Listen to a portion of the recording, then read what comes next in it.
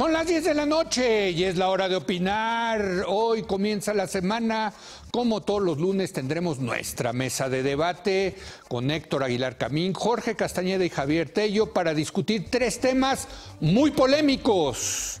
Primero, vamos a examinar las impugnaciones a las elecciones pasadas y la brecha entre las acusaciones y lo que se ha aprobado hasta la fecha. Luego nos pondremos al corriente con la ola de escándalos que rodea al presidente de Estados Unidos, Donald Trump, y lo que nos espera en la próxima renegociación del Tratado de Libre Comercio de América del Norte. Y para terminar, aprovechamos la conferencia sobre el desarrollo de Centroamérica promovida por México y Estados Unidos para reflexionar sobre el papel de ambos países en la región y su futuro cercano. Quédese aquí en Foro TV, que ya comenzó la hora de opinar.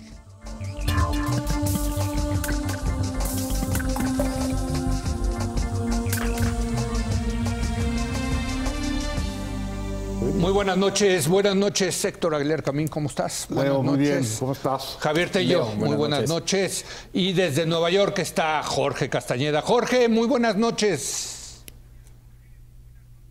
Hola, Leo, Javier, Héctor, buenas noches.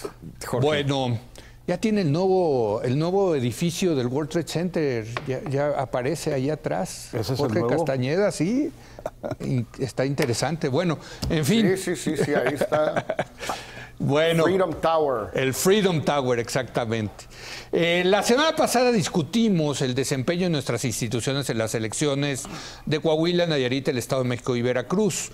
Ahora comentamos las impugnaciones que los partidos han presentado ante los tribunales electorales. Hasta ahora las dirigencias de Morena, el PAN y el PRD han presentado decenas de impugnaciones, de demandas ante el Tribunal Electoral del Estado de México, señalando un abanico de anomalías e irregularidades.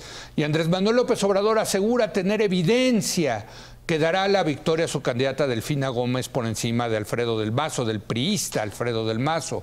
Aún más polémico, el Instituto Electoral de Coahuila suma más de 100 impugnaciones por irregularidades, principalmente en el conteo de votos. La mayor parte de estos recursos vienen en nombre del presidente del PAN, Ricardo Anaya, quien busca anular la elección. Las impugnaciones electorales, desde luego que son recursos muy valiosos que pueden fortalecer a nuestras instituciones, pero también pueden desacreditarlas si se quedan como acusaciones sin fundamentos. Héctor, parecería que hay una brecha cada vez más clara entre lo que dicen los partidos y luego lo que presentan frente a los tribunales, ¿no? Mira, una vez más aquí mucho ruido, muchísimo ruido. Mucho ruido. Y muy pocas nueces. Y la verdad que hay que hacer también autocrítica de los medios, porque nosotros también nos vamos con las fintas primeras que nos hacen los partidos, en cierta manera con razón, porque si gritan de esta manera, uno tiene que oír esos gritos y sumarse a lo que puedan ser protestas cabales contra violaciones de una democracia que tenemos que defender todos. Pero es que si no los pelas, luego te acusan de censor pero la verdad, sí. Es la hora. Yo no sé cómo estén las acusaciones. Es la hora en que no presentan una cosa sólida, interesante de analizar siquiera. Sí. Muchos rumores, pero una sola cosa sólida, interesante de analizar. Entonces, yo creo que hay que dejar de hacerles caso. En el sentido, de plano, hasta que no presenten las cosas. No son unos, como dice muy bien Ciro Murayama, uno de los consejeros del INE, no son unos ciudadanos indefensos que no tengan recursos para defenderse, que no hayan tenido todas las oportunidades de vigilancia y de averiguación de las irregularidades de la elección. Entonces, lo que uno tendría que exigirles, tienen un montón de dinero, les dan un montón de dinero para que tengan ahí a sus representantes. Si no hacen su trabajo, pues que no se quejen. Y si lo hacen, pues que nos muestren las pruebas del gigantesco fraude por el cual están peleando. Yo, la verdad, hasta que no falle el tribunal, suspendo mi tema respecto de esto. No sé qué pasó. Los vi salir a todos gritando el primer día, mucho antes de que hubiera siquiera un indicio de conteo, que todos habían ganado. Es un acto de deslealtad, digamos, fundamental a la democracia, porque luego de ahí es muy difícil regresar a decir, pues no, sí perdí. Y luego han seguido con esta, como digo, muchísimo ruido del fraude, aprovechando pues la tendencia de la sociedad a creer en estas cosas, con muy mala fe, yo creo, y muy pocas nueces. Vamos a ver realmente cuántas nueces hay, cuántas nueces identifica cabalmente el tribunal. Sí, por ejemplo, aquí estuvo Ciro Murayama y Benito Nasif el jueves y mencionaban, por ejemplo, esta cosa que hemos oído mucho de la sustitución de funcionarios en las casillas, que si no llegan, toman a los primeros en las casillas. Bueno, de acuerdo a los datos, hechos concretos, en esas casillas donde se sustituyeron funcionarios de casilla, no hay diferencias estadísticas significativas con respecto a otras casillas. Y te doy el dato. Sí. Porque de repente en la noche de la jornada electoral se hablaba de un porcentaje altísimo de sustitución. Sí. Según Ciro Murayama, yo leí un excelente artículo sobre el tema, dice que los datos... solo fue necesario sustituir con ciudadanos formados en la fila de electores a 5% de los previamente capacitados por el INE. En el Estado de México fue 7% y en 2015 se habían sustituido 11%. Sí. Es decir, mejoramos. Sí. No son porcentajes importantes y mejoramos respecto a la última elección. No, pero lo más importante es que no cambian los resultados. Bueno, y además, no es que en las casillas donde sustituyeron los funcionarios ganó del Mazo sistemáticamente, ¿no? Sí. Jorge. Sí, pues mira, compartiendo lo que decía Héctor, pero además los partidos de oposición o derrotados, digamos en ambos casos, hasta donde yo entiendo, no han podido presentar sus actas. Sí. Entiendo que a veces pueda ser difícil presentar pruebas jurídicamente robustas del fraude determinado en tal o cual casilla, etcétera. Ok, muy bien. Pero se supone que Morena tiene en el Estado de México el 100% de las actas y por tanto tiene su total con sus actas firmadas por sus representantes. Bueno, por lo menos que las presenten para ver si el resultado de ellos es distinto o si el resultado es el mismo, a dónde está el fraude en sus actas.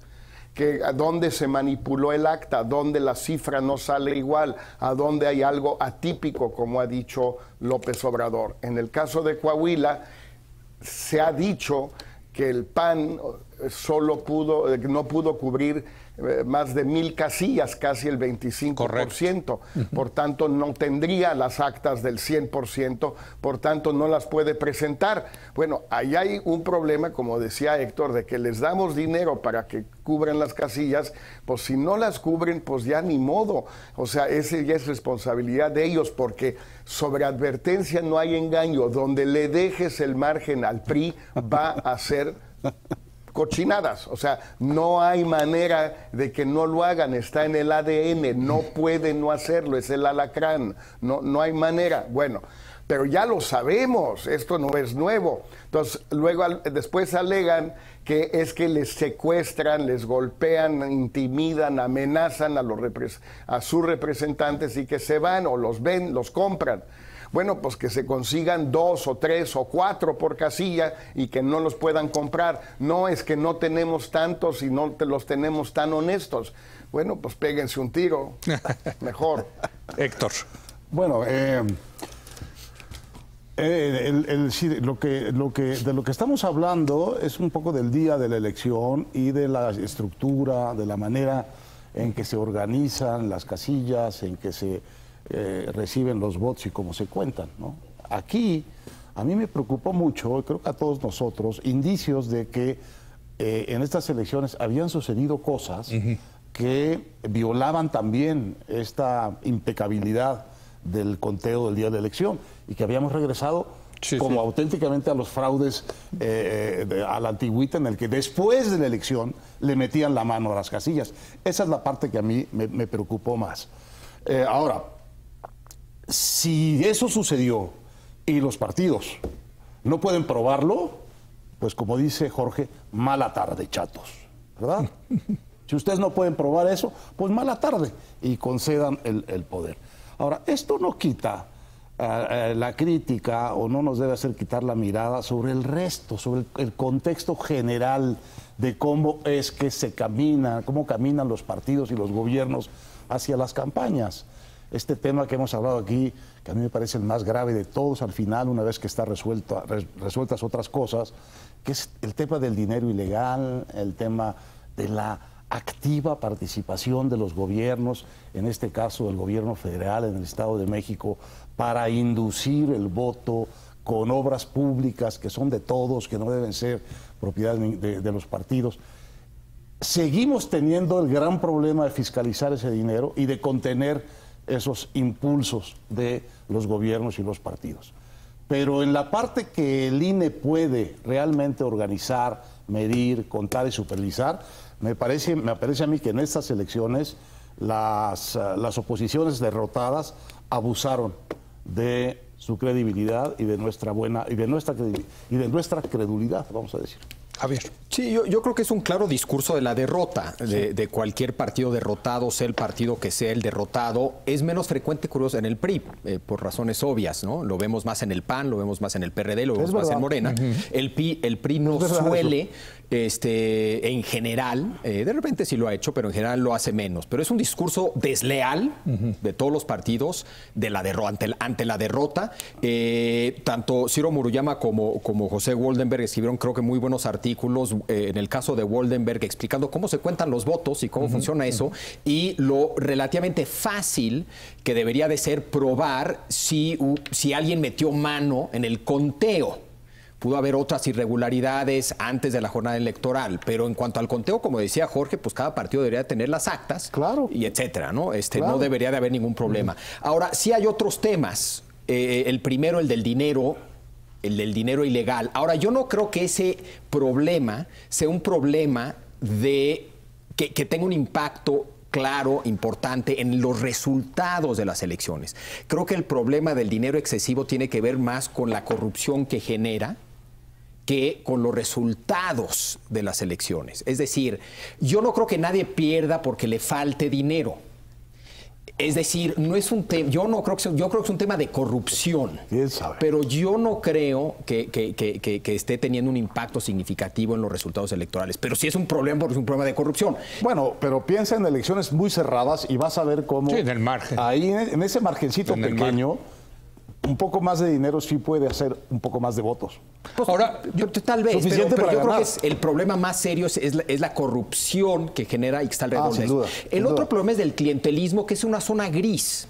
Es decir, esto de las tarjetas está fascinante, el tema de las tarjetas. sí, aquí hay un tema de que hay un tema... Y no cuesta dinero, ¿eh? O sea, es una pura promesa. Es una pura promesa, sí. Y bueno, y que es una campaña, sino prometer a quien va a votar. No, lo que pasa es que esto sucede... A ver, pero por lo menos es una vulgaridad, ¿no? Bueno, totalmente.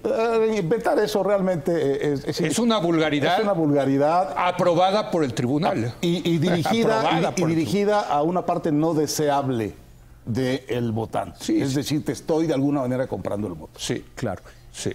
Yo lo único que diría es que... Aunque sea legal. Sí. A ver, perdón, Jorge. Sí. Jorge. Sí, es que yo creo que a propósito de esto que dice Javier, que es muy cierto, hay un problema, un reto, que es el que siempre ha podido superar el PRI y el gobierno y la oposición, menos la oposición de ahora, digamos, que es que el PRI y el gobierno son extraordinariamente hábiles para respetar la letra minuciosa, la letra más pequeña de la ley, violando de manera flagrante el espíritu de la ley. Sí. Entonces, en efecto, no es ilegal que el secretario de no sé qué, de Sedesol, vaya a un evento de campaña de Alfredo del Mazo en horas no hábiles un sábado en la tarde, y que el lunes en la mañana entregue una obra o inaugure abra una obra, como decía Rubiel, está cumpliendo con la letra más pequeña de la ley. Pero hay un espíritu de la ley electoral, que es que los gobiernos no deben hacer campaña, a menos de que declaremos lo contrario, como sucede en muchos países del mundo. Que eso es, sobre todo cuando hay reelección. Que eso es lo que debería ser. Pero el espíritu de la... Sería más lógico. Sí. El espíritu de la ley en Francia ayer fue que el presidente de la República, Emmanuel Macron, pudo salir a hacer campaña por los diputados, los candidatos de su movimiento, no partido, para la Asamblea Nacional. Bueno, eso es el espíritu y la letra de la ley. En México la letra es que no se permite esto y lo otro, pero el espíritu es que sí pueden hacer lo que se les da su regalada gana, pero la letra dice que no. Bueno, pues es aberrante eso. Entonces, por eso hay esta contradicción constante entre lo que realmente hace el gobierno. Yo creo que lo hizo también el gobierno de Calderón, del PAN, el de Fox menos, en parte porque no sabían organizarse para hacerlo. No es que les faltara necesariamente voluntad, sino por ineptitud más que otra cosa. Pero en todo caso, con el PRI en el Estado de México, yo creo que no hay la menor duda que fue una elección de Estado, fue la elección del presidente. Todos los secretarios de Estado, el gobernador, gente de fuera del Estado, todo el dinero del mundo, los medios, absolutamente todo. Que no se puede probar eso, no se puede demostrar, pues no, porque cumplen con esa letra de la ley. Bueno, yo aquí estoy en desacuerdo con Jorge de que Fox no lo hizo, porque Fox se dedicó a hacer campaña en contra de López Obrador. Y por cierto, ya avisó que viene de regreso en el 2018, ahora como expresidente. No, tiene razón, Leo. La verdad se utilizó al PAN, digamos. No. Pero utilizó el poder de la presidencia. No quiero ni pensar en eso. Sí, no. Bueno, López Obrador. Pero yo quisiera... Totalmente de acuerdo. Sí. Ahora, yo me refería específicamente a elecciones estatales. Sí. Pero de acuerdo en lo de López Obrador, sin duda. Ahora, yo sí creo que tenemos un grave problema, que es que el discurso del fraude de los derrotados se vuelve muy creíble a la luz de que pues la gran mayoría de los que votaron ese día votaron en contra del ganador. Bueno. Por tener un ganador minoritario que gana con el 33% de los votos, pues el otro 67% se siente enojado, a disgusto, y hay una propensión natural a decir, pues sí, nos ganaron por fraude. Aunque no sea cierto, pero es una propensión natural del que se siente derrotado, Javier. No, claro, no? Hay sistemas electorales que hacen más probable las quejas y las disputas. Cuando es o ganas todo o no ganas nada, tienes el problema. Y más en un sistema donde generas un ganador con un porcentaje minoritario. No sé si la conclusión es, por lo tanto, vamos a un sistema de representación proporcional puro. Sí. O parlamentario, o segunda vuelta. O sea, la segunda vuelta no te lo resuelve, ¿no? La segunda vuelta creo que sí lo resuelve, en el sentido de que promueve las coaliciones rumbo a la segunda vuelta. Y entonces hace que haya menos rispidez en el proceso. Y segundo, pues sí gana la mayoría en la segunda vuelta. No, digamos, lo promueve más que la muerte súbita en que estamos, ¿no? Pues sí, claro. Exacto. Pero me gustó lo de muerte súbita. Todo es un poco de más o un poco de menos, ¿no? Totalmente. Sí. Proporcionalidad sería otra solución, ¿no? Claro, desde luego, totalmente. A ver, pero lo que tú dices tiene mucha profundidad, porque la verdad, para el sistema de partidos que tenemos en México tan fragmentado es, o debería ser, típico o es adecuado para un régimen parlamentario. Sí. Porque el régimen parlamentario te obliga, aunque vimos en España que no con facilidad, a que pues los contendientes, los fragmentos se unan y formen gobiernos de mayoría. Siempre son gobiernos de mayoría absoluta. Entonces, naturalmente que sí, tenemos como al revés las cosas, ¿no? Tenemos un sistema de partidos adecuado para un régimen parlamentario, nada más que en un régimen presidencial, tal cual, y además con una tradición presidencialista y cultural muy profunda, ¿no? Bueno, y esto va minando, yo creo, es que eso es lo importante, si la gente queda enojada y el discurso de fraude se vuelve creíble, pues se va minando las instituciones de la democracia. El árbitro, ¿cómo le han pegado al árbitro? Bueno, sobre todo al INE, menos al tribunal. Sí, sobre todo. Yo diría que desde mi punto de vista, por Porque lo menos, todavía en línea es un mejor trabajo ha intervenido el tribunal. A ver, Jorge, adelante.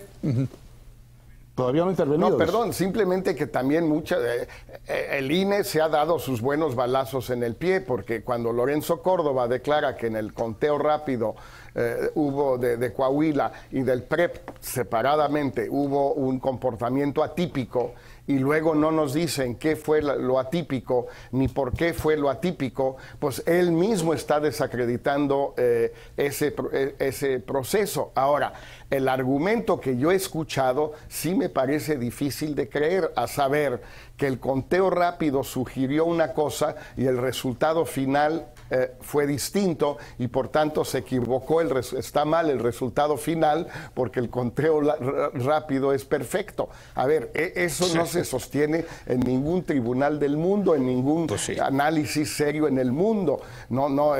Digo, Spinoza es un gran filósofo, pero lo decía de una manera más sofisticada. Cuando la realidad no checa con la teoría, obviamente la realidad está mal. No, bueno, desde luego, y eso nos lleva a otro tema que ya no nos va a dar tiempo el día de hoy debatir, pero este sistema absolutamente ridículo donde conviven la autoridad nacional con los llamados OPLES, los órganos locales, donde, según, por ejemplo, en el conteo rápido, el que pone las normas es el INE, pero el que opera el conteo rápido es el OPLE. Entonces, bueno, pues acaba siendo, vaya, yo creo que es los partidos. Que lo diseñaron así. Los partidos lo diseñaron así. Tiende a culpar a las instituciones. Claro. Son sus propias reglas, son reglas que pero lo hicieron para debilitar al árbitro. Yo sí estoy convencido de eso. No, eso desde la reforma de 2008, el árbitro está sujeto a ser fusilado. Así es. Pierde la credibilidad de los partidos y pueden ser removidos todos, de la cabeza al último lugar. Bueno, vamos a hacer una breve pausa y ahora vamos a regresar. Pues tenemos que regresar con el señor presidente de los Estados Unidos, Donald Trump, y lo que se espera en la próxima renegociación del Tratado de Libre Comercio de América del Norte. Quédese aquí en Foro TV, que continúa la hora de opinar.